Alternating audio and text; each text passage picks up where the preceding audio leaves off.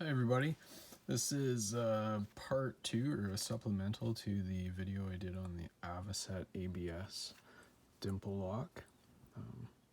So I've still got it in pieces, and a big issue that I ran into with it was the trap pins. So one of the trap pins, when I was, the first time that I had picked it, the trap pin 2 and 3 on the right, both of them engaged. The second time that I picked it, there was something different about how the pins were engaging with the core that I assumed, or I was led to believe by the feedback, that the third pin didn't engage, but it had. And so what happened was, with the third trap pin in the core, I had picked it past the second pin and rotated the core all the way around to about there before I realized something was wrong. It was feeling gritty and there was drag. And then I realized, oh no. Because I actually do remember thinking when I picked the second pin out and the core moved so much that I was like, oh, I guess the third one didn't engage. And I should have stopped and I should have checked. Lesson learned. So I wound up spending quite a bit of time getting the lock apart and reshaping the spring for the trap pin. Here I'll get a regular one and the mangled reshaped one. I don't know how easy it is to see that. If I can get it to lay down. Come on now. You can kind of see, if I can get it to focus, the difference in the shapes. So this one is, like intact, not altered. The coils are tight, they're evenly spaced. This one is not. The coils are not tight. They're all kind of not quite round. I was able to bend it back into shape enough that I can put it back in the lock and it functions. But there was a lot of time invested in that.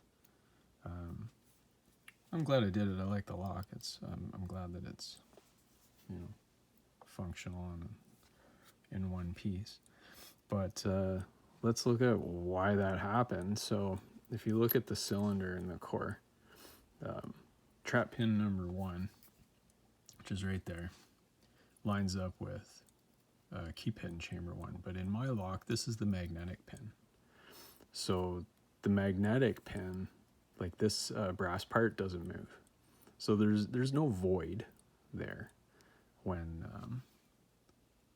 everything is together. So there's the magnetic pin. It's, mind you, it's pushed up because I've picked it. And so the trap pin has nowhere to fall into. And you can see by, the diameter of the trap pin compared to the diameter of that opening, even if that inner pin wasn't fully up, it wouldn't fall in. So there's that. On both sides of this, 2 and 3 were the ones that engaged, but the issue was number 3 on this side. So let's take a look at why. And it has to do with the bitting and the key. So I mean, yours might be different. So it had fallen into, what was it? 1, 2, 3, and 5. 1, 2, 3. Okay. Let's look at an intact trap pin and compare it to like the depth of the pin chamber. You can see where the trap pin doesn't extend all the way in. There's enough room there, or rather enough length in the trap pin where it still sticks out, so it engages with the cylinder wall. If we move it over to number 5 though, See if I can get some better contrast.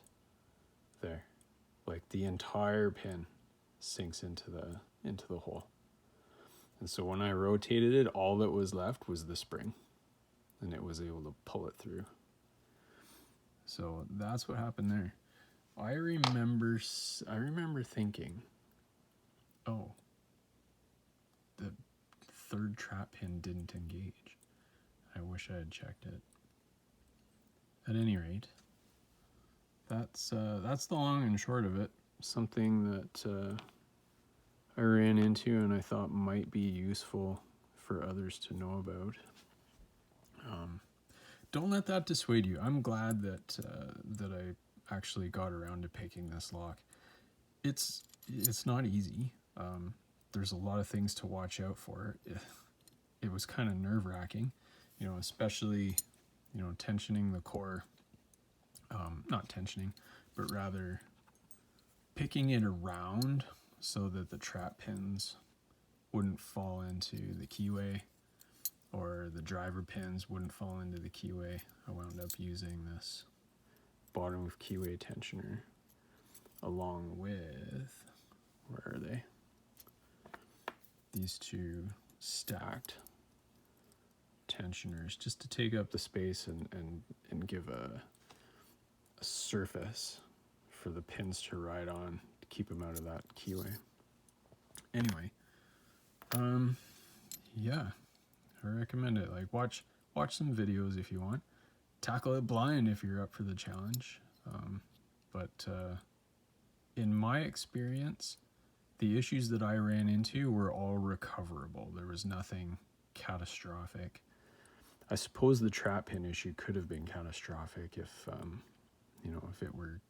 if the bitting were different, if it was in a different key pin or a different position in the cylinder. I don't know. Anyway, I think that's all I've got for you. I hope this is useful. Let me know if you've had any similar experiences down in the comments there.